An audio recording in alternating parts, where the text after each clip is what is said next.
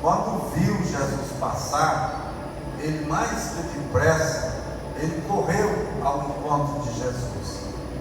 E chegando diante de Jesus, ele ajoelhou-se e disse: bom mestre, o que eu farei para lhe dar a vida eterna? E o Senhor repreendeu ele e disse: olha, bom é um só, que é Deus. Por que Jesus falou aqui? Jesus não é Deus? Ora, aquele jovem tinha um conceito diferente. O conceito daquele jovem era um conceito da salvação diferente. Não era o que Jesus realmente queria revelar para ele. Ele pensava que as boas obras o faria merecedor do reino de Deus. E quando Jesus disse: olha, você tem obedecido os mandamentos, então obedecei os mandamentos, ele disse: Senhor, desde ainda jovem, ainda criança, vamos dizer assim, eu tenho cumprido com todos os mandamentos. O Senhor olhou para aquele jovem, o amou e disse: mas ainda lhe falta uma coisa.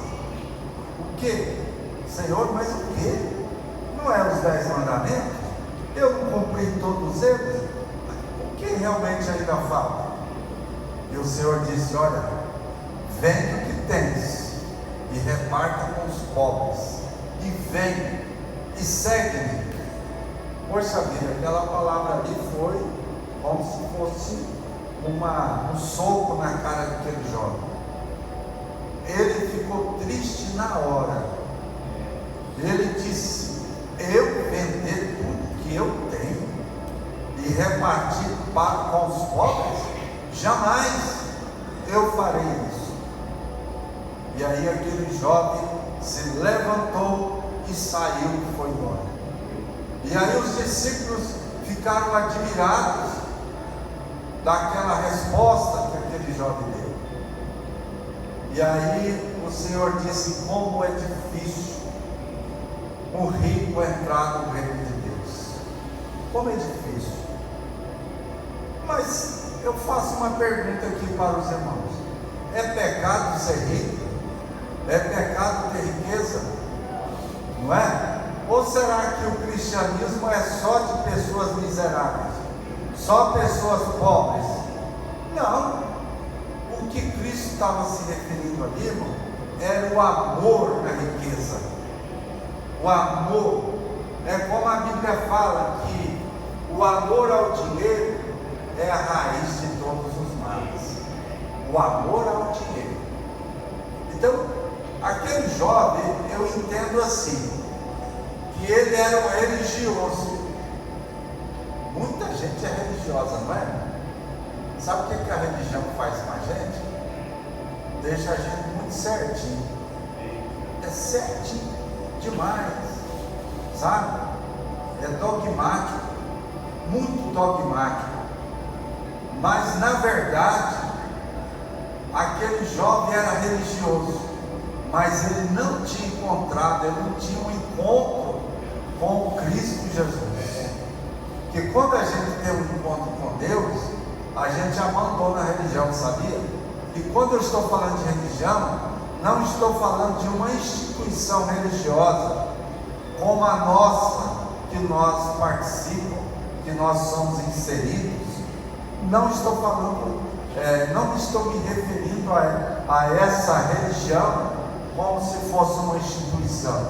A religião é algo que está dentro do homem, está dentro da mulher. É aquilo que as pessoas acham que, se fizer, ele vai ter um mérito para alcançar o reino de Deus. E aqui diz: andando na direção certa. O primeiro passo que eu devo dar, e você também deve dar, o primeiro passo que devemos dar em direção certa, devemos andar. E qual é a direção correta e certa? É você dar um passo em direção de Cristo Jesus, recebendo Ele como seu Salvador, como nós fizemos. Mas muita gente não quer fazer isso. Segundo passo que devemos dar: crer e acreditar no sobrenatural de Deus. E aqui, quando eu digo o primeiro passo que devemos dar na direção certa, o apóstolo São Paulo escreveu em Efésios, capítulo 2, verso 8 e 9: porque pela graça sois salvos, mediante a fé. Isto não vem de vós, é dom de Deus, não vem de obras, para que ninguém se glorie, para que ninguém se diga: olha, eu sou salvo porque eu paguei pela minha salvação. Não é por obras. E outra coisa também, muitas pessoas acham que merecem receber de Deus alguma coisa. Tem pessoas que entram em oração diante de Deus já exigindo de Deus: ó Senhor, eu preciso, eu quero, e não pode passar dessa noite, não pode passar desse dia de hoje. Então é como se a pessoa dissesse assim: olha Senhor, eu tenho mérito, eu tenho obras, então por isso que eu estou orando ao Senhor e estou exigindo do Senhor. Olha, ninguém pode exigir nada de Deus.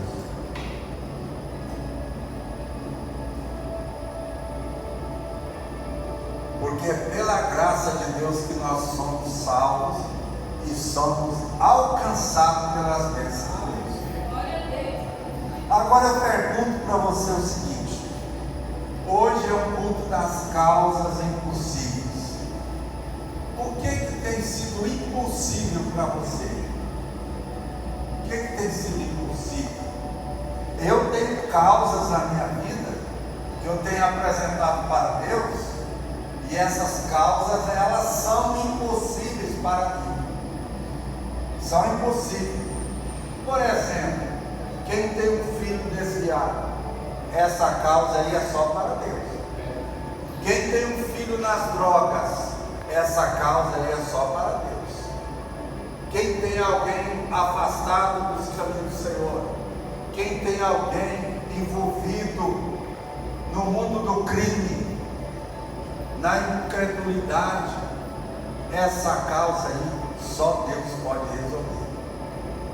E Tiago, ele no capítulo 4, eu gostaria até de ler, Tiago 4, verso 1, versículo 3, pode colocar aqui, irmão, por favor? Tiago 4, de 1 a 3. Fica mais fácil, porque o tempo não dá para você ficar abrindo a Bíblia aqui e lendo, né?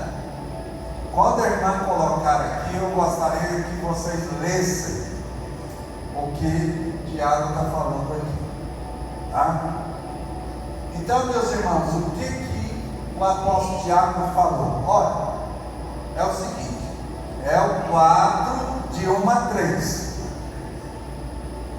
O que Tiago fala? Olha, vocês cobiçam muitas coisas, vocês desejam possuir as coisas, mas ao invés de vocês orar, ao invés de você apresentar a Deus, vocês não pedem, por isso que vocês não recebem. E quando vocês chegam a pedir, vocês pedem coisas erradas, vocês pedem para o mal, para o prazer, para desfrutar do prazer.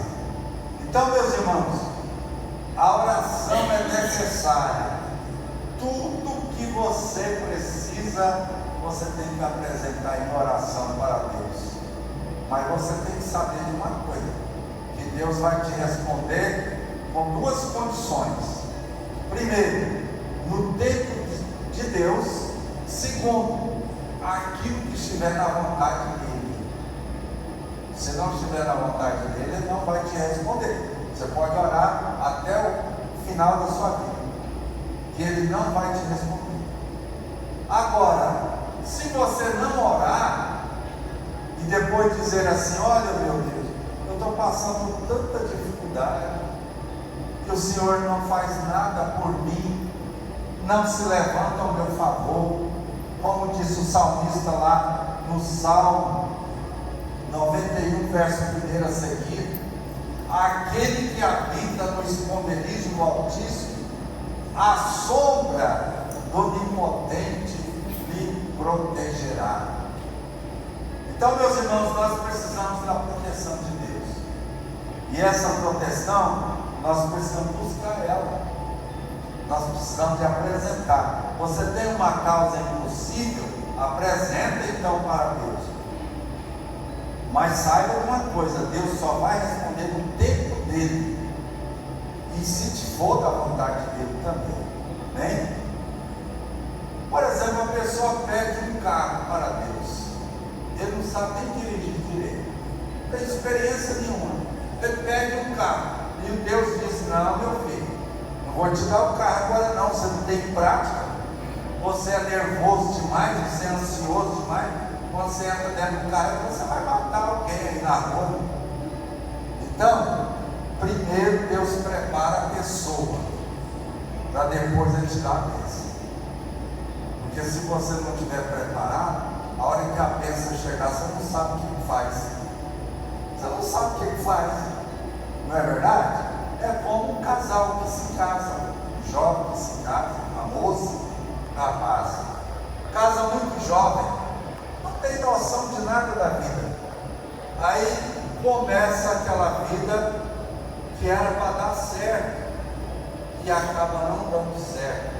Por quê? Não era a hora ainda, não estava preparado. Então, andando na direção certa, meus irmãos, o que Jesus quis dizer? Ora, como é difícil um rico entrar no reino do céu. E aí vem um versículo no hebreu: para os homens é impossível, mas para Deus tudo é possível. Já aconteceu comigo, quando eu era jovem, de ver pessoas embriagadas na rua, a família pelejava, lutava, levava para a igreja, e a pessoa embriagada, não queria nada com Deus. E quando foi um período de tempo que eu esqueci daquela pessoa, de repente eu vi ela na igreja, cantando, outros pregando, e eu falei: isso é realmente, nada é impossível para Deus, nada é impossível. Então, meus irmãos, todos nós queríamos que a nossa família servisse o Senhor, sim ou não? Você não queria que seu filho servisse o Senhor? Sua filha, seu sogro, sua sogra, seu pai, sua mãe, seus irmãos? Eu gostaria muito, né? Mas graças a Deus, Deus tem me dado 80%, graças a Deus, de pessoa da minha família que serve a Deus. Louvado seja Deus. Então, o terceiro passo aqui, já para finalizar. Deixa eu ver aqui.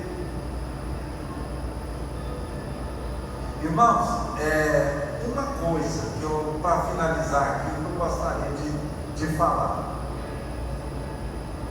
Os sinais, quando eu disse aqui, devemos acreditar no sobrenatural de Deus. Ora, irmão, a nossa vida espiritual, ela não é baseada naquilo que é natural. Naquilo que é natural.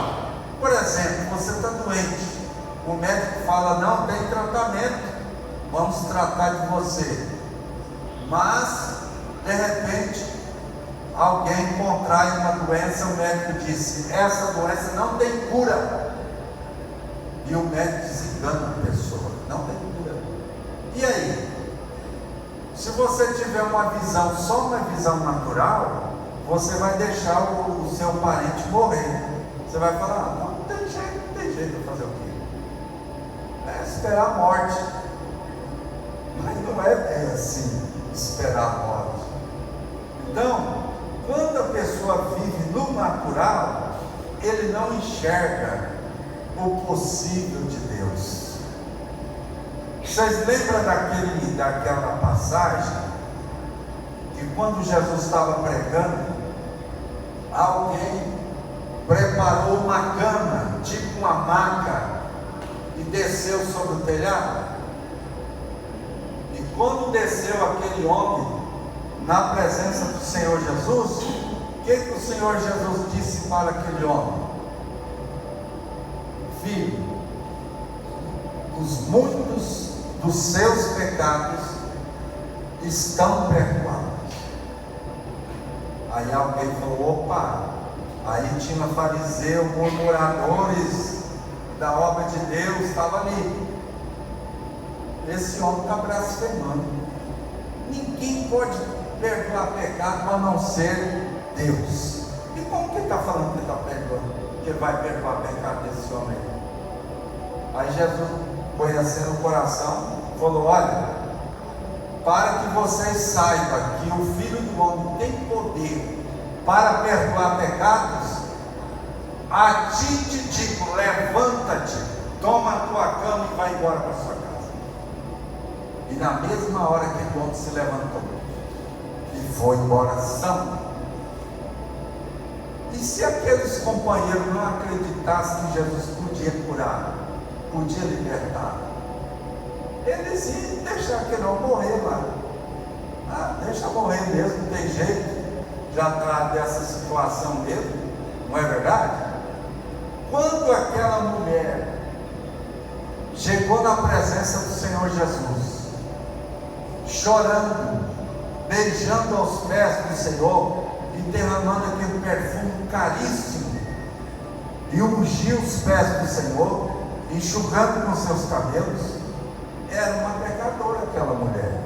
Mas o Senhor olhou para ela e disse: olha, filha, como você muito amou, e como ela amou tanto o Senhor Jesus, reverenciou, adorou o Senhor Jesus. O que o Senhor Jesus disse? Olha, o Senhor amou aquela mulher, e o Senhor também perdoou ela.